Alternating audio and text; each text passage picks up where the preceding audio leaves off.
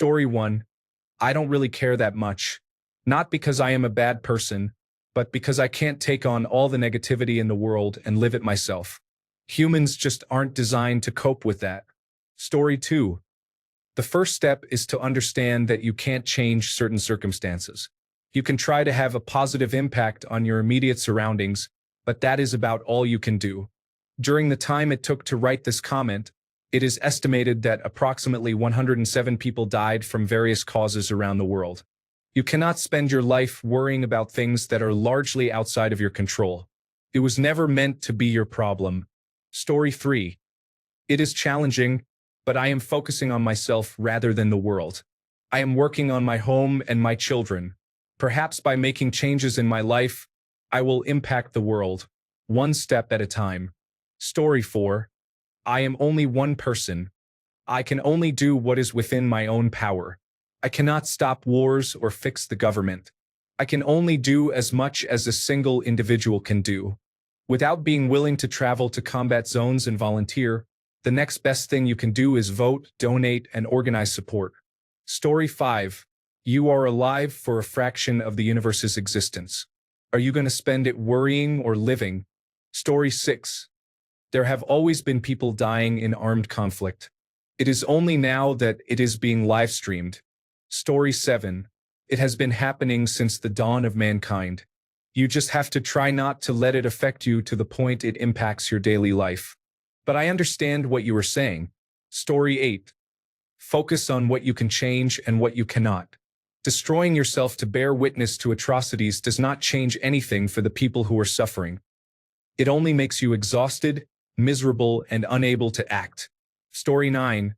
In my opinion, you just can't save everyone. Do what you can locally, but what are you supposed to do in another country half a world away? Story 10. That has been happening since the beginning of time. You cannot help everyone. It is a hard lesson that people have to learn. Story 11. I have accepted that there are powerful and psychopathic individuals in positions of authority making such decisions, and there is nothing I can do except raise awareness about these atrocities. Story 12. Why would I need to cope? That world has been in turmoil ever since the first proto-human picked up a rock and struck their enemy. You are not obliged to worry and stress over every single unjust killing in the world. That is incredibly unhealthy. Just accept it is beyond your power to stop and do the best you can. The world and the people in it are not owed your anxiety and sadness. Here is the real truth. There are fewer violent crimes and fewer people dying in wars than ever before in human history. Things are getting better, but it may not feel that way because everything is live-streamed and news is delivered to you moments after it happens. It feels more overwhelming because we are getting better at reporting it. However, the amount of violence is decreasing. Focus on yourself and do the best you can. You are blameless. Story 13. I cannot do anything about that, and not enough people have the power or situation to stand up against the political issues. Unfortunately, it feels like we have to sit and watch. Story 14. I am an elderly person with a physical disability. There is not much I can do physically. What little I can do, I do. I feel frustration towards individuals who try to make me feel guilty for not being able to do more. Story 15. Be grateful for what you have. I have worked in war zones and for international nonprofits. Here are my main takeaways. 1. We in the United States and Europe are incredibly fortunate. We should spend more time protecting and improving what we have than trying to make others be like us. Other countries need to figure things out on their own.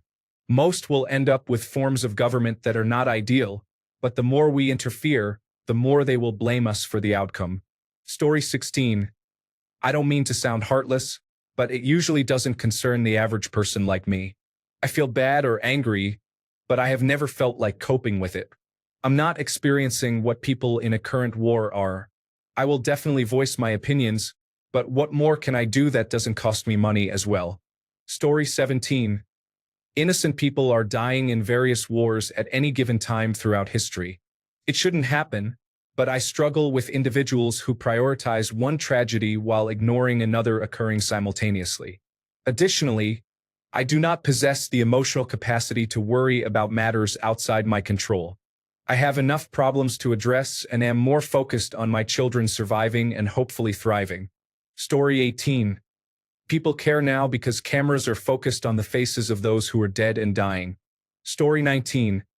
I just have to remind myself that my family is safe.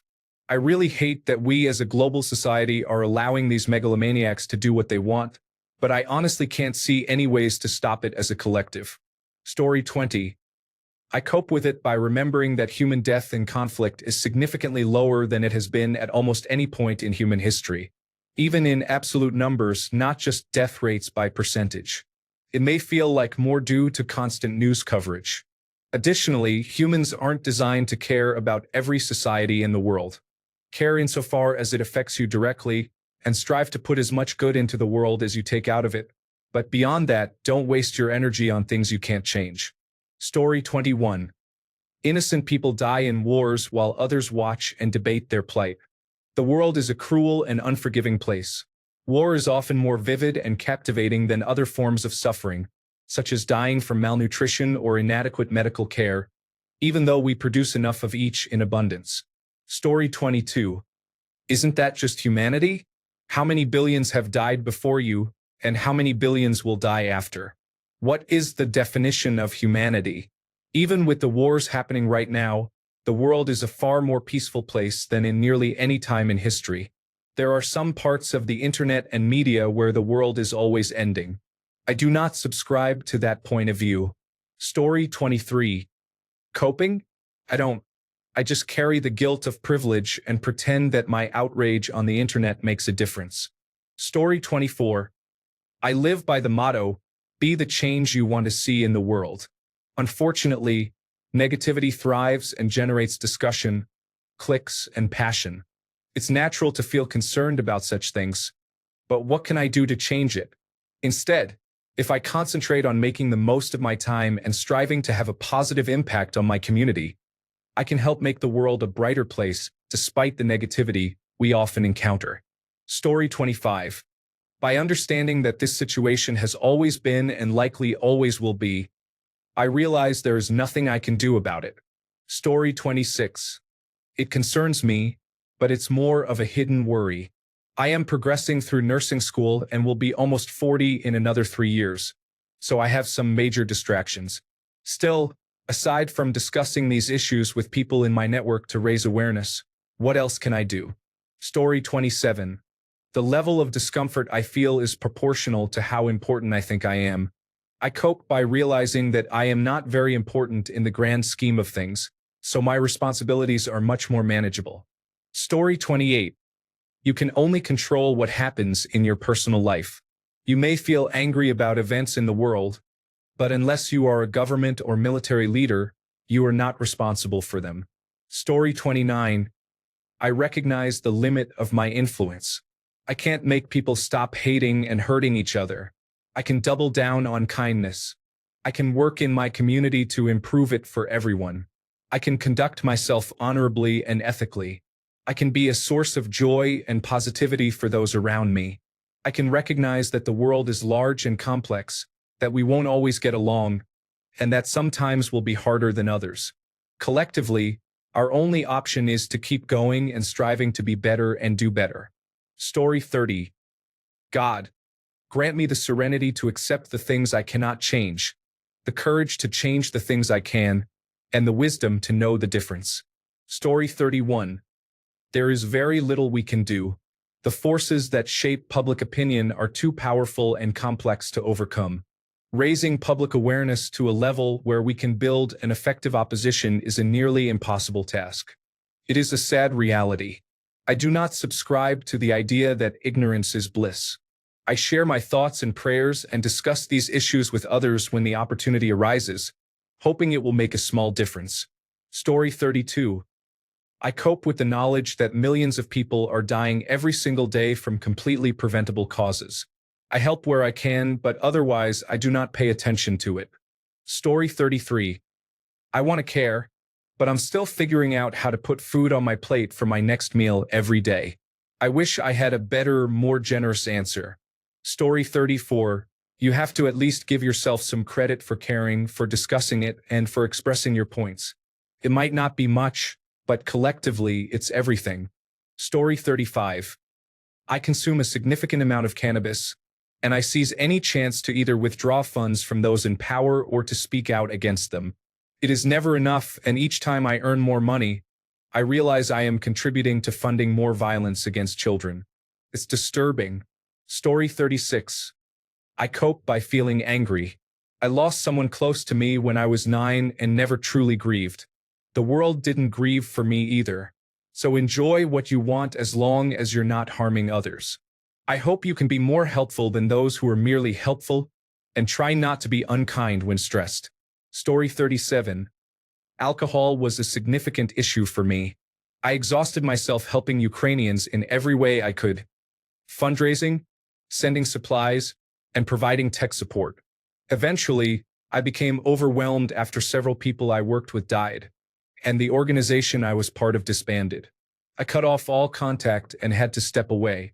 I feel regret for not being strong enough. Story 38. I have a close friend from Ukraine. I have heard the horror stories and seen horrific photos. I tell everyone I can the truth, I protest, I write, and I call representatives and senators to continue aid and not lie about the war. I have been in many arguments about it with friends and family, but I don't care. The truth is more horrific than most can handle. And if you think it won't happen here, you are mistaken. Story 39. Having served in the United States military and participated in efforts that caused harm to many individuals, I feel a deep sense of distress. Living with the guilt of having fought a war for wealthy individuals, only to witness ongoing suffering on multiple fronts, weighs heavily on my conscience. So cope? I am not coping. I am facing the consequences while my post-traumatic stress disorder affects me daily, even in my sleep. Do I wish we could do more to help those in need? Absolutely.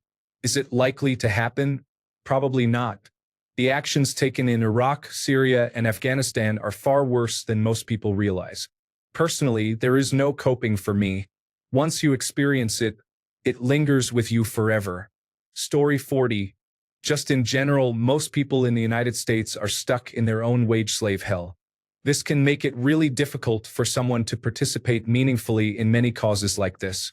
It is easy to overlook the challenges of ordinary life, but for many people, it is all they can manage to survive.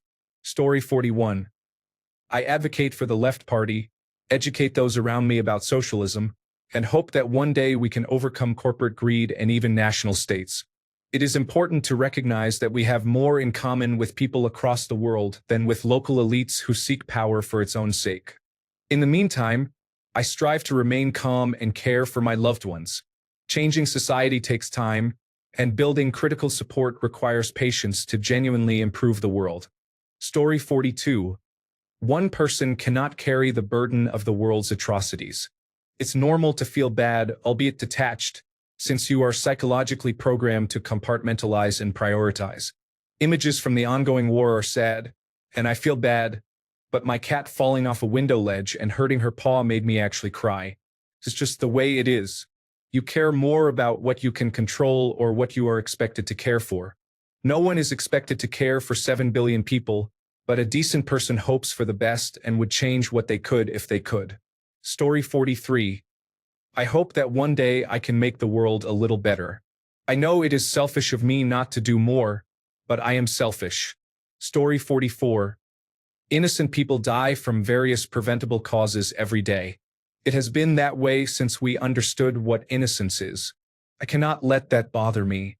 Story 45. I have come to terms with the inevitability of death. Death is everywhere. It is unassailable and implacable. I will live my life with compassion for others and I will condemn callousness, but I will not be consumed by empathy to the point of mourning continuously rather than living in the days I have left. Shakespeare expressed this sentiment beautifully. Fates, we will know your pleasures. That we shall die, we know. It is but the time, and drawing days out, that men stand upon. Story 46. Mostly substances and alcohol. I try to do what I can in my community. It's not much, but it's all I can do. Story 47. I cope by accepting that there is nothing I can do to stop it. It is not a pleasant feeling, and I wish I could live in blissful ignorance. Story 48. Focus on my own life and hope for the best. I am vocally and strongly against these wars and the Make America Great Again movement. Always have been. Story 49. You cannot care about everything happening in the world at once. It is impossible. Accept that there is not much you can do for everyone and focus on improving the lives of those you can help. Story 50. Focus on your own human experience. What are you doing about your life? Put your phone down. If you can't, like most people, use it for music so you are listening and not scrolling. Go out and engage with loved ones. Work on hobbies. Take joy in small things. Get your rest. Sleep is better than cocaine. Help others or someone in need. Learn a breathing exercise or two. Find a place where you can watch the sunset and visit it a couple of times a week. Story 51. I realize that these people are ignorant and ruthless. Once your eyes are opened, you can never go back. Story 52. The wealthy have been oppressing the poor throughout human history, and I cannot stop that in my lifetime. All I can do is try to help those I can without sacrificing my own mental health. I can contribute locally by making donations to humanitarian organizations and getting involved in local government. These are actions I can take that make a difference. Story 53. I am mortal and will also die. My death could be unpleasant and painful. I just don't know. We all share a commonality, and life has the potential to bring challenges our way. I feel fortunate to be a part of it in all its horrible and messy glory. Story 54. I'm not coping anymore. I don't know if it matters. We have a government running the United States that has destroyed departments like the Environmental Protection Agency and is overturning laws that prevent the discharge of mercury into the environment. We're all going to be affected anyway. Story 55. I don't. Usually, it's everyone else around who copes and shuts down conversation at every turn. Curiosity and intellectual honesty are at their lowest points I have ever observed in my life. I cope with this by remembering that 99.999% of all life on Earth is already extinct. We're not special. Help isn't coming. Death is. Story 56. This has been the reality since I was born. It's sad, but a distant sadness, because at this point, it's just an unfortunate fact of life. Story 57. I dealt with this when I was deconstructing my religious childhood, which led me through a deep depression for a couple of years. It took therapy, medication, a good support group, limiting my use of doom-scrolling apps, hiking, and serving my community through volunteering and cleanup activities, along with time. Therapy and support groups were crucial for expressing my feelings. Medication has been essential, as I am diagnosed with major depressive disorder and premenstrual dysphoric disorder. The medication helps me manage my thoughts and prevents me from wanting to harm myself. Reducing app usage required time and practice because every time I reached for my phone, it became a habit to unlock it and open a social media app. Instead, I filled my time with hiking. Hiking and walking are completely free and promote good health for both body and mind. An amazing view is sometimes just a hike away. The beauty of the earth grounded me and reminded me of my human limitations. Serving my community is important to me. Although I am human, I can still make a difference. I work as a wildlife and environmental educator and volunteer whenever I can. I understand how you feel. It is crucial not to let those feelings overwhelm you. I have only recently started to feel better, having begun to practice the things I mentioned above in 2020. It takes time, so take it one day at a time, even if all you manage that day is simply to survive. Story 58. Gratitude. My love of world history has taught me that humans have always been violent. I am grateful to live in a time and place where I am not personally conquering or being conquered. Story 59. Innocent people die every day, whether from a bullet, cancer, or a thunderstorm. Ironically, humans as a species can be terrible. However, there are good people as well. Story 60. By realizing that there are also concentration camps where innocent people may become entangled. The world is a challenging place right now. I try to be grateful that I am not imprisoned while also holding those around me accountable for their words and beliefs. Story 61. I felt miserable almost all the time until I stopped. Don't carry the weight of the world on your shoulders. You're only human and can only do so much.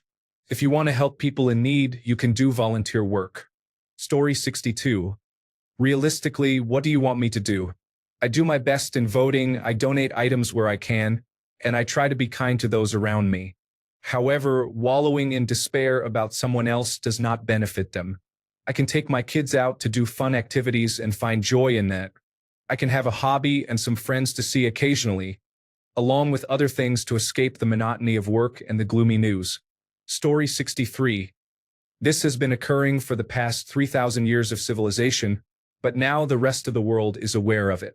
Additionally, some individuals do get involved in various ways. Story 64. I am very grateful I do not have to leave my family to defend them from tyranny. It gives me perspective. Story 65. If you felt the pain of everything we do to one another, you would simply never stop screaming. While cutting yourself off from the horror is in itself horrifying, you don't really have a choice if you want to go about being human. Personally, it's mostly an underlying anxiety about the nature of things that occasionally boils to the surface. I try to keep myself aware, but you need to understand that you can only cope with so much. There is no correct or ethical level of empathy. It's just learning what you can live with. Story 66. I didn't expect to find such a challenging question. However, I try to do one nice thing every day, even if it's in my own home. I know that this will never counteract all the harm being done in the world, but it's something. Sometimes that's all we can do. Story 67. I learned it during the pandemic, focusing on what I can personally control. I also look back at history to gain a better understanding of human resilience. If I were to compare my life to someone born in 1905 who survived until at least 1945, it would mean I could have been a child worker and a teenager during World War I. I would have lived through the 1918 global epidemic, reached my mid-20s to witness the passage of women's voting rights, and experienced the Roaring Twenties followed by the Great Depression and the New Deal. I would have seen the start and end of World War II, marked by the atomic bomb which kick-started the Cold War. Additionally, I would have begun to observe the early stages of the civil rights movement that would unfold over the next 2 decades, emphasizing the separate but equal doctrine. All of this would occur before a person turns 40. Does this timeline seem challenging? Absolutely. However, humanity has persevered through difficult times before, and I believe we will again, even if I may not be alive to witness it. Story 68. You need to step back and realize that this has been the entirety of human existence. We have never been completely at peace as a species. The difference now is that we have these devices in our pockets that remind us of this constantly. Story 69. When are there not people dying in a war somewhere in the world? When has that ever been the case? The major countries of the world are almost always complicit in one way or another, funding, rhetoric, and even strategic inaction. I can't think of a moment in my life when some tyrant wasn't killing people with money that the United States sent to them, not with that intention or purpose, but does that really matter? At some point, you have to just live your life. Every 2 years, we have an opportunity to weigh in on what our country is doing. Most people don't. Maybe they don't care, or maybe they don't like their options.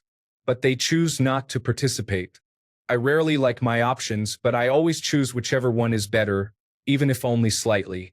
Because every little bit of ground we can capture is a step closer to the world I want to live in. How do I cope? I vote. Do you? Story 70. There's a saying in my language, "Utatir gan milina," which means creating random problems in an otherwise happy life. Does it affect you directly? No. Can you do something about it? No. Then why bother? Story 71.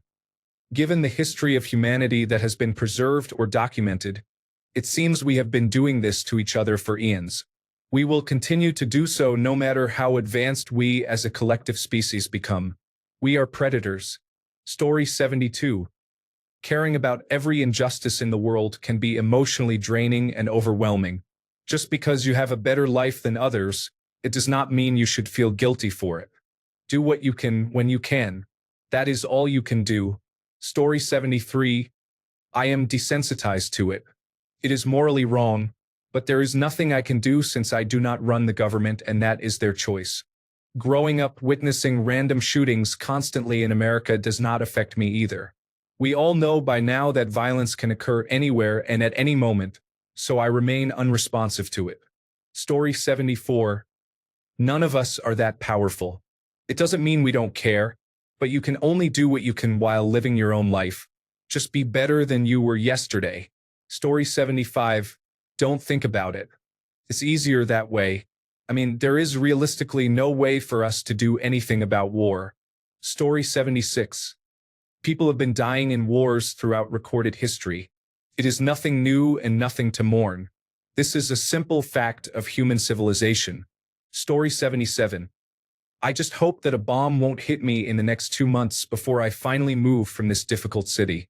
I live 30 kilometers from the front. Story 78. I constantly think about the leaders and fathers in war-torn countries. What are they still doing? Do they care, or do they continue because that is how they were raised? There is so much hate. No one seems to take responsibility for their own country. They are quick to help others because it is easier to look outside than to look within. This is just my opinion. Thank you for the question. Story 79. I feel bad for them, but I can't help everyone everywhere. However, I feel much more inclined to stand up and protest what is happening in the United States currently. If my teenager self could be influenced into fighting in Iraq to support a war that shouldn't have happened, then I should be able to at least protest when my fellow Americans actually need help. Story 80. I am having a hard time. I am not coping. Let's not forget the thousands of Mexican children locked up in cages in America who are probably being mistreated by the security guards, as that does happen. The Make America Great Again movement is just an extension of hate and a failure to see oneself in others.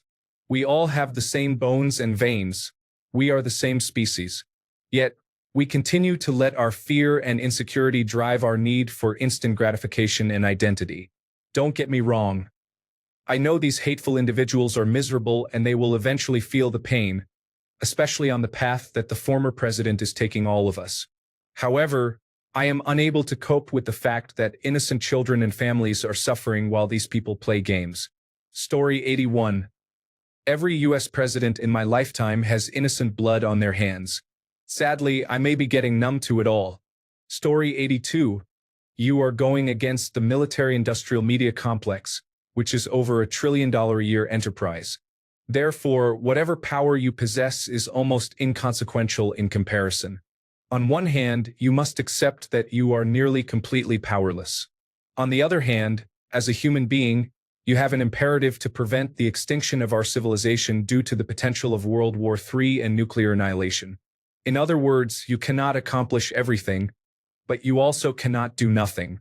It is not easy to cope with. It is about finding the balance of doing what you can, knowing that your efforts may seem futile.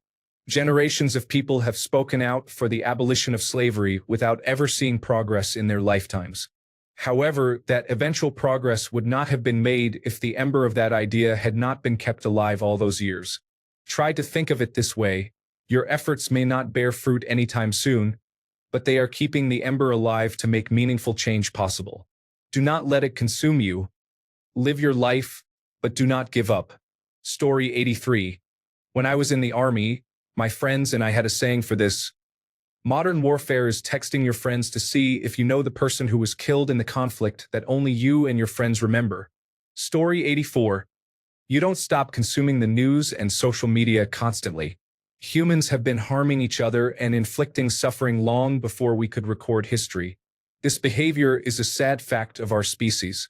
Story 85. People have been dying for the entirety of human existence. Honestly, I just do not care enough to do anything about it. I have a family that I need to tend to, and that alone takes up all of my time. Story 86. Read a bit of history, maybe a lot of history. War is a constant all around us. Only the naive and childish do not think so. Story 87. There is always suffering, strife, and conflict somewhere, at any given moment. I am not happy about it. I do not enjoy it, and I do not wish to become callous to it. However, I have made my peace with it. There will always be something negative that you cannot change and should not reasonably be expected to change. If you cannot accept this, you will be miserable. Story 88. I have become numb to it. Some days, it still affects me when something particularly heinous happens. But the constant exposure of the 24-hour news cycle has really desensitized me to most of it. Story 89. I just don't care.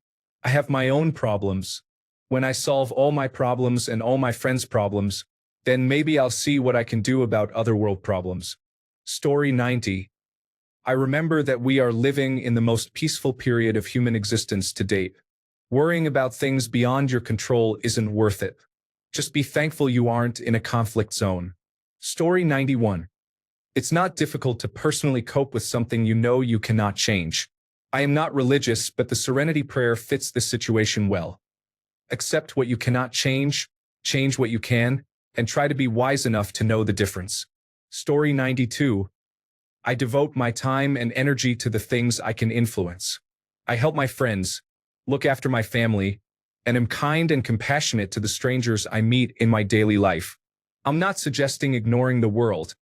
I am aware of what happens around us. I realized long ago how many daily tragedies occur globally that are never seen on the news or discussed in general conversation. I wish I could do more, but spreading your love too thin makes people question its presence. Charity starts at home.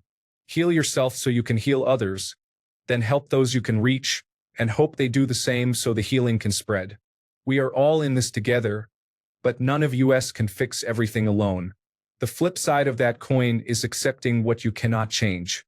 While we can collectively influence world events, it is wise to be realistic about individual limitations.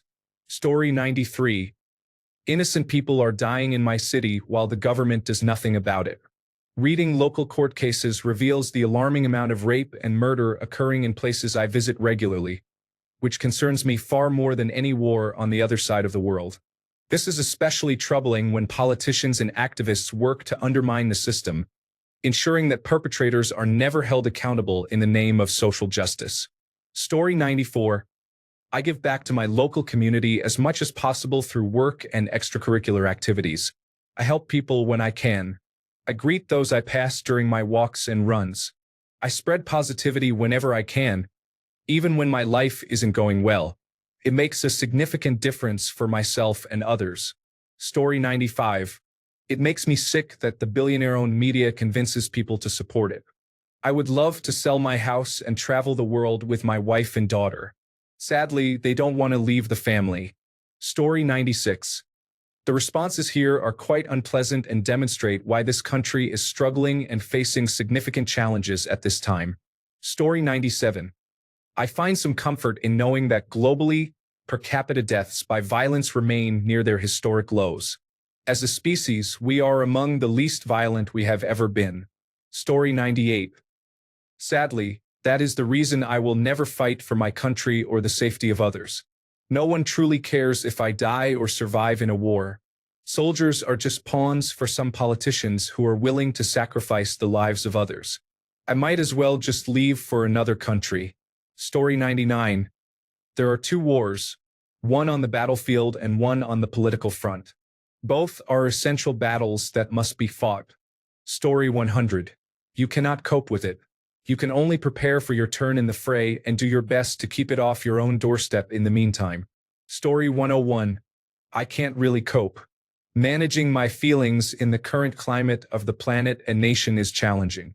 In addition to not wanting to trivialize the lives lost to these events compared to my own experience, my family is disintegrating with deaths, health problems, financial ruin, homelessness, and strife. I've reached a point where numbness is how I must approach the world right now. We tend to prioritize our own people and think of others later. What my family is going through pales in comparison to the violence and the disregard for truth occurring everywhere right now. The situation in the United States is frightening. You might not be directly involved in the massacre of thousands. Perhaps you sit on a panel that allocates funding to unregistered foreign agents. Maybe you support the manufacturing job that produces missile components funded by that money. You could be a police officer protecting a business or just an everyday person like a diabetic, a senior citizen, or a student in a classroom. All of these individuals have become victims in a troubling narrative. It's hard enough to look at this story and wrap my head around it as anything other than fiction. We're here because we want to be here, or at least enough of us do that we have arrived. We chose this narrative. We allowed the reckless ideas of insanity or, in less severe cases, profound ignorance to shape our leaders, military alliances, wealth distribution, policing, spiritual guidance, and governance. We let it happen. Now we read and hear about shootings, bombings, preventable deaths, immense suffering, power dynamics, dehumanization, the frenzied failure of deep thought, and the cultivation of hate. It's overwhelming to think about. It makes me feel like my mind might short-circuit. Along with all that, my own life, blessedly removed from active war zones, is being severely tested in many ways. So I guess I'm not coping. I'm failing to cope. This situation is categorically absurd. The fact that we continue to perpetuate this cycle of violence and chaos despite having all the resources to change it is one of the saddest experiences humanity can collectively face. I no longer use social media. It helps slightly, but it doesn't come close to helping me understand how we continue to allow this. I've tried disconnecting from everything before and was content for a time. Lately, I'm not so sure. If this is the best we have to offer, I am fiercely against being forced to accept it. Story 102. Not to sound callous, but people have been dying in wars and conflicts since cavemen roamed the earth, and it will continue until the end of humanity. As sad as it is, human nature will never change. Story 103. I understand that Russia started this war. Russia can leave Ukraine at any time. They can stop fighting. However, the moment Ukraine stops fighting, it ceases to exist. Therefore, I support Ukraine's right to defend itself from an authoritarian oppressor. I blame Russia entirely. It does not help that they changed their justification for war multiple times in the first year, each one making less sense than the previous. Story 104. It hurts. Sometimes I can't help but think about it. Being around people who come from those places reminds me that it is not something to overlook. Story 105. I accept that this is hell. Millions are suffering, starving, and facing other atrocities. It seems completely reasonable if you reside in hell. I do not know what I did to get here, but here I am. When some unimaginable atrocity or absurdity occurs, I am no longer shocked by it because it makes complete sense if this place is hell. In no other plane of existence would this reality make sense. Story 106. We didn't start the fire. It was always burning since the world has been turning. We didn't start the fire, but when we are gone, it will still burn on. As long as there are two humans left, they will find a way to hate each other. I stopped caring because it's actually the norm. I have a different opinion for each conflict, like who is the aggressor. But I have already internalized that there is really nothing to it. Everything is just a roll of the dice. They are just unlucky to be born there. Story 107. Why should I personally take on this burden while the individuals who are directly responsible for the innocent deaths are praised as heroes? Why don't they face the consequences? Story 108. Wars have persisted since the beginning of human civilization. While I do not wish to diminish the suffering people endure, it is arrogant to believe that any of us ordinary individuals can affect meaningful change. Thanks a bunch for sticking around till the end of the video. Remember to subscribe, and until next time, stay awesome and goodbye.